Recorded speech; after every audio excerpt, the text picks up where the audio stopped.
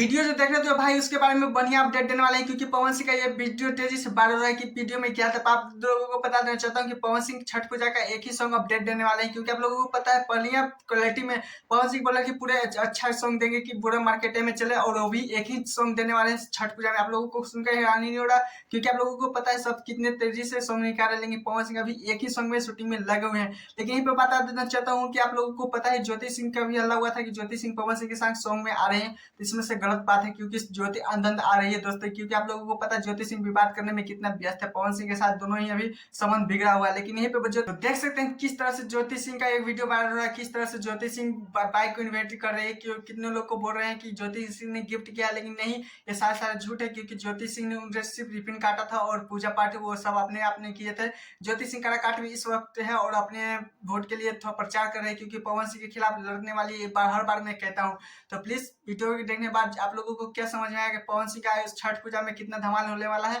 तो please comment जरूर बताइएगा। और हाँ, सबसे पहले एक हाथ से बता देना चाहता हूँ कि अगर मेरे चैनल पे नहीं तो चैनल को सब्सक्राइब, वीडियो को लाइक करें।